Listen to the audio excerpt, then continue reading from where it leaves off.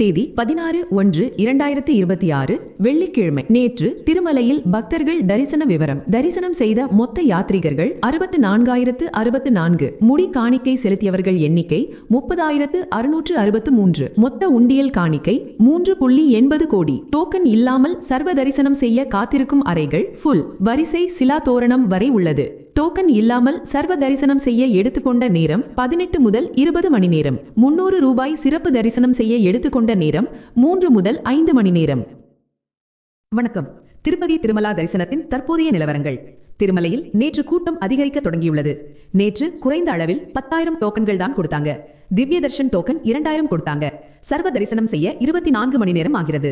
நேற்று மாலையிலிருந்து நேரடி சர்வ தரிசனம் செல்லும் அனுமதி நிறுத்தப்பட்டு பக்தர்கள் இரவு பிஏசிகளில் ஓய்வெடுத்து இன்று காலை 6 மணிக்கு வரிசையில் சேர டிடிடி ஸ்பீக்கர் மூலம் அறிவிப்பு செய்தனர். பொங்கல் விடுமுறை தொடங்கியுள்ளதால் டோக்கன் பெற்று தரிசனம் செய்தால் தரிசன நேரம் குறையும். பொது தரிசனம் செய்ய 24 மணி நேரமாக வாய்ப்புள்ளது.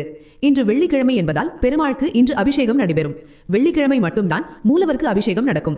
இதற்கு பூரணாபிஷேகம் என்று பெயர். மற்ற நாட்களில் சுவாமியின் கால் அருகில் உள்ள அவரின் உருவமான போக ஸ்ரீனிவாசருக்கு அபிஷேகம் நடக்கும். அதைத் தொடர்ந்து மேல்சாத்து வஸ்திரம் என்னும் பட்டு ஆடைகள் அணிவிக்கும் நிகழ்வு நடைபெறும். அபிஷேகம் மற்றும் மேலசாத்து வஸ்திரம் நிகழ்ச்சிக்குண்டான ஆஃப்லைன் லக்கி டிப் ரெஜிஸ்ட்ரேஷன் வியாழக்கிழமை சிஆர்ஓ ஆபீஸ்ல நடக்கும்.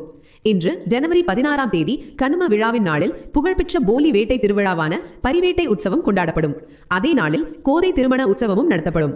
கோதா பரிணயோற்சவத்தை முன்னிட்டு ஸ்ரீ ஸ்ரீ ஸ்ரீ பெத்தஜியர் சுவாமி மடத்திலிருந்து ஆண்டாளின் மாலைகள் ஸ்ரீவாறு கோயிலுக்கு திருமலையில் உள்ள 4 மாட வீதிகள் வழியாக ஊர்வலமாக எடுத்துச் செல்லப்படும்.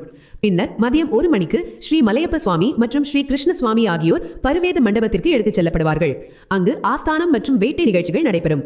அதன் பிறகு மாலையில் தெய்வங்கள் கோயிலை அடைகின்றன.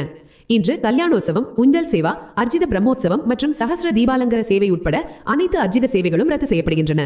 ஜனவரி 25ஆம் தேதி திருமலை மற்றும் திருச்சானூர் கோவில்களில் ரத சப்தமி நிகழ்ச்சி நடக்க உள்ளது.